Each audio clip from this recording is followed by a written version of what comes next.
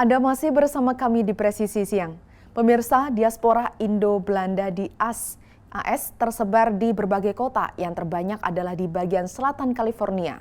SoCal Indo adalah kelompok diaspora yang mencoba menyambung ikatan mereka dengan Indonesia, termasuk kepada generasi muda yang lahir dan besar di Amerika Serikat. Melalui kuliner khas Indonesia, berikut Beikur KKTA.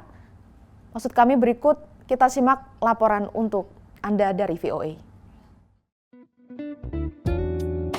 Any dish with tempe, tahu, buncis, udang. Kecintaannya pada makanan Indonesia membuat diaspora Indo-Belanda di Los Angeles, California ini merasa lebih sebagai orang Indonesia daripada Belanda. It's just on paper, I have a Dutch passport and a US passport. I feel more connected to my mother's roots. Indonesia runs deep in me. Yeah. Michael Pasashe yang keluarganya pindah ke Hindia Belanda atau Indonesia sejak 1800, lahir di Dordrecht, Belanda.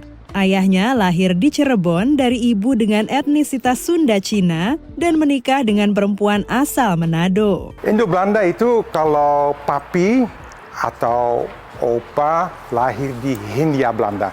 Sebelum 17 Agustus 45, 350 tahun ada dari orang Belanda di sana. So, opa saya, papi saya lahir di Hindia Belanda. So, Indo-Belanda means your roots are in Hindia Belanda. Keluarga Michael pindah ke Belgia saat ia berusia 3 tahun. Setelah lulus SMA, ia sempat tinggal di Indonesia selama 5 tahun.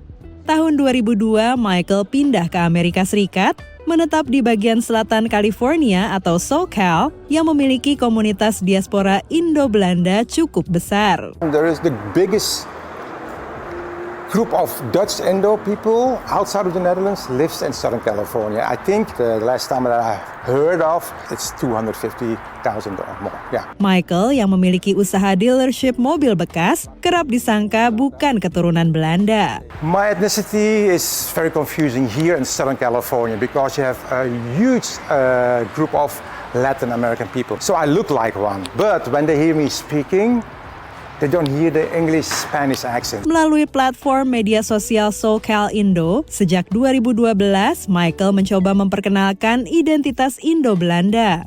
SoCal Indo juga menjadi wadah bagi komunitas ini untuk menyambung kembali ikatan mereka dengan Indonesia. So I get a lot of messages from, hey, I am blah blah blah, I am 18 years old and I would like to know more about my Dutch Indonesian. Mereka rutin berkumpul dan terhubung kembali dengan Indonesia, terutama melalui makanan.